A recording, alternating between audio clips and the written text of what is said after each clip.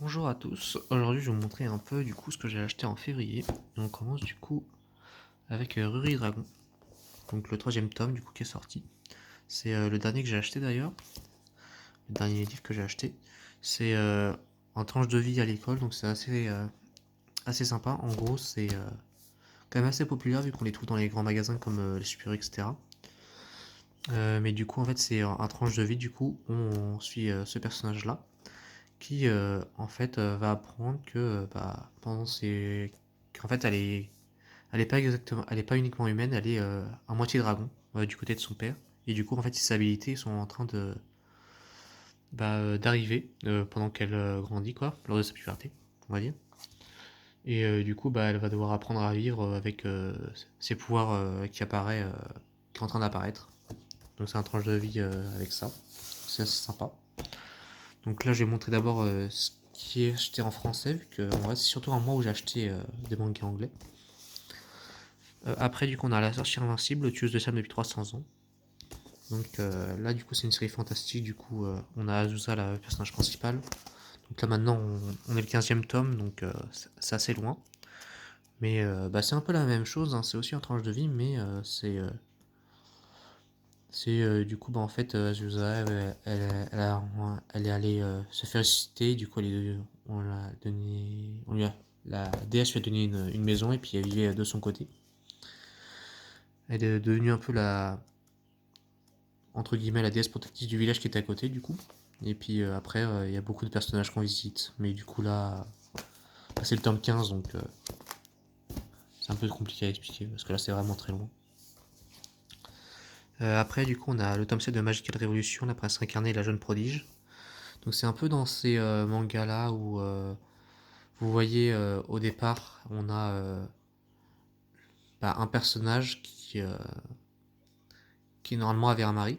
Donc c'est dans et en fait ce mari là ça est avec une autre femme et il dit blabla tu faisais que de la taper etc. Donc il sortait des fausses excuses. Et ben en fait là on a notre personnage principal qui va se ramener au début de l'histoire du coup et sauver ce personnage là du coup qui se fait injustement blâmer. Et c'est un peu comme ça que l'histoire commence. Donc du coup on n'a pas le personnage principal sur la jaquette.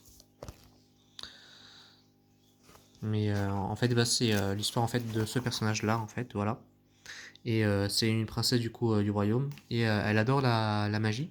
Mais malheureusement, elle en possède pas. Donc elle utilise en fait pour créer des mécanismes qui pourraient aider à utiliser la magie sans pour autant pouvoir l'utiliser elle-même. Donc elle étudie en fait ce qu'est réellement la magie dans le monde.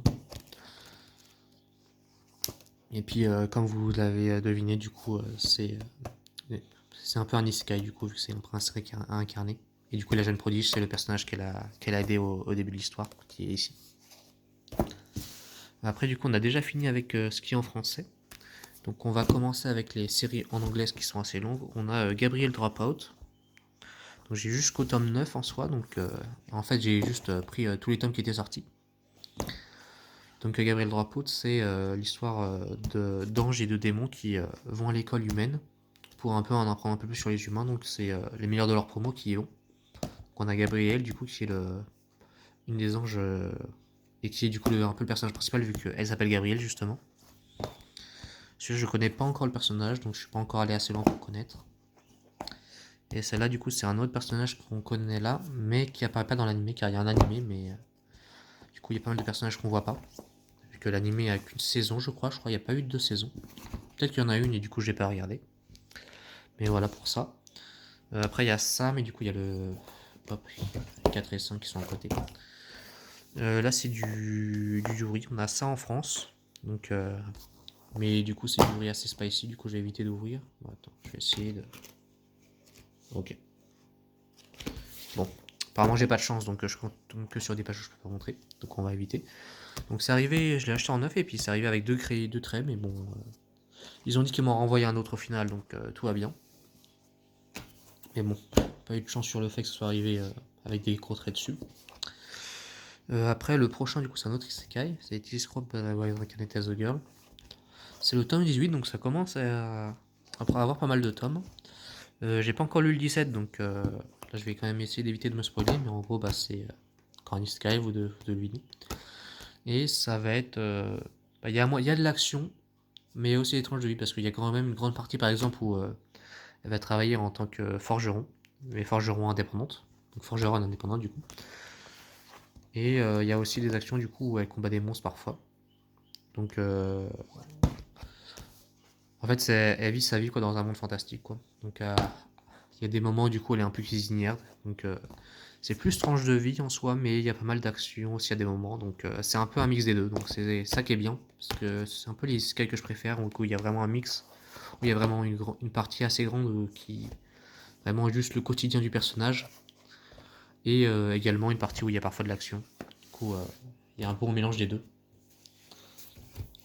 Après, du coup, on a ici Free Life Fantasy Online. Donc là, c'est un jeu vidéo. Donc c'est des personnes qui jouent à un jeu vidéo, un peu comme Shangri-La Frontière, mais ça ressemblerait plus à Bofuri, vu que le personnage principal connaît pas trop en fait le monde des jeux vidéo, vu que elle y jouait pas avant. Mais en gros, c'est un peu Bofuri, mais avec un peu plus de Ichi, on va dire. Voilà, c'est ça. Tout simplement pour expliquer assez rapidement quand même. Parce que c'est pas exactement ça, mais ça se rapproche de ça. Donc Bofuri, c'est quoi le nom?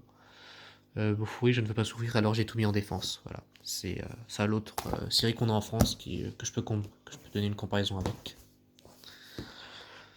Sword Art Online Reincrad, donc c'est une version, une nouvelle version de Incrad en fait, donc ils refont la Incrad mais avec la toute première partie de SAO, mais avec du coup des dessins du coup refaits à neuf quoi. Parce que je sais pas si vous avez les tomes de Sword Art Online Incrad, mais les dessins sont bien moins beaux que le reste des autres arcs. Donc en vrai c'est vraiment cool d'avoir une qu'ils refassent du coup cette partie-là. Évidemment du coup c'est en anglais, vu que la majeure partie des mangas anglais que j'ai c'est des mangas qu'on n'a pas en France. Mania d'ailleurs j'ai oublié de montrer, mais je l'ai pas encore lu donc je peux pas vraiment en parler. C'est donc là juste histoire de vous montrer un peu l'art. C'est un one shot en fait, donc c'est pour ça que je peux vraiment vérifier ce qu'il y a dedans. Autrement je me spoilerais. Mais je sais que c'est un peu l'histoire du personnage principal qui a l'air de faire euh, des masques, mais j'en sais pas trop, j'en sais pas plus malheureusement. The Maid I Hired Recently is Mysterious, c'est un truc qu'on a en France depuis pas longtemps, je crois qu'on a que les deux premiers du coup, mais du coup là je l'ai en anglais vu que c'est le dernier tome, le tome 8. Je l'ai lu, et en gros celui-là, alors je sais pas si on va... Voilà. En fait, là il y a un peu la spécificité de ces mangas là, c'est que en fait un des personnages a ses yeux violets et ils sont coloriés. Voilà. C'est la seule chose un peu spéciale au propos du bouquin. Et en gros, c'est une servante qui s'occupe euh, d'un gosse, quoi, qui avait des parents riches au départ, mais du coup, ils sont morts et du coup, elle a quand même décidé de rester avec lui pour s'en occuper. Ça se finit en 8 tomes. Voilà, c'est tout. Pas grand chose à dire en plus. Reborn as the Polar Bear, donc réincarné en tant que ours polaire. La légende où je suis devenu le gardien de la forêt. Alors j'avais le 1, 4 et le 6, mais du coup il manquait le 5, donc c'est pour ça. Après apparemment c'est un truc mature, mais bon y a rien vraiment, donc je sais. Il n'y a pas vraiment en fait des trucs qui expliqueraient pourquoi ça serait autant mature. Hein. Peut-être genre 15 ans et plus, mais en vrai il n'y a pas forcément des gros trucs énormes qui se passent. Après peut-être à mon avis ça doit parler d'esclaves à un moment donné, vu que généralement c'est un topic qui a pas mal de problèmes aux US, donc vu que c'est un tome anglais à mon avis, je pense à cause de ça, le rating. Parce qu'en soi il n'y a pas vraiment de raison pour lequel il y a un rating aussi élevé. Mais voilà, c'est tout du coup pour les achats de février. Bonne journée à vous et au revoir.